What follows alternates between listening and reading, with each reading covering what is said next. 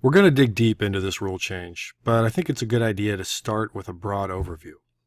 So here is the rule change in a nutshell. It applies to leases for property, plant, and equipment, but this course is focused only on the real estate component. The next bullet point is probably the most important. All real estate leases longer than 12 months must be recorded on the balance sheet as an asset and a liability. This is the biggest and most significant change in the rules. Currently, anything that is classified as operating lease is not reflected on the balance sheet. This change has created a tremendous amount of debate and delayed the implementation of these new rules for many years. Many business leaders had objections because of the far-reaching implications of this requirement. Assets, liabilities, and equity are all affected, as well as many accounting ratios that analysts use to assess the health of a company. And some of those elements are even tied to compensation. So you can see why this was a hotly debated issue. And as a result of that debate, the FASB and the IASB did not agree on everything. For example, GAAP still allows operating lease classification while IFRS does not.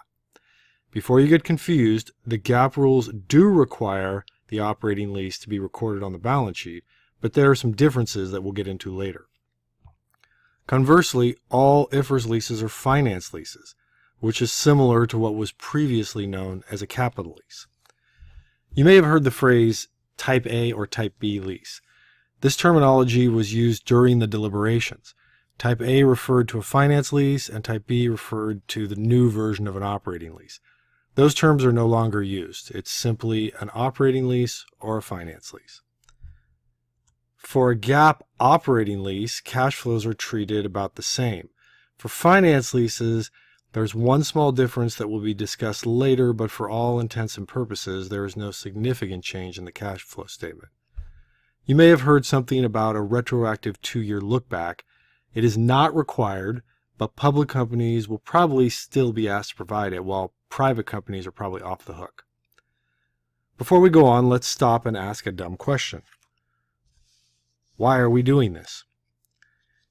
Here's the official answer from the FASB.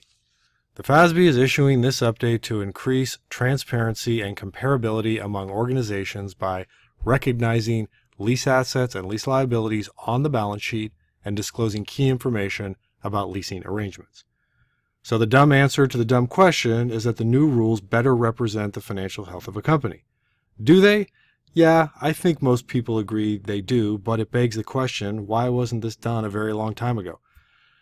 I have no answer, but it's here now, so whoopee. Your next question might be, when? When is this happening? For public companies, the rule change begins on January 1st or their first day of the fiscal year in 2019.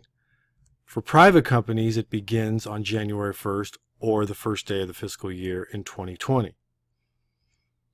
The retroactive 2-year look-back is now optional, as I mentioned earlier. And there is no grandfathering, so everyone will be making this change for all of their leases that qualify.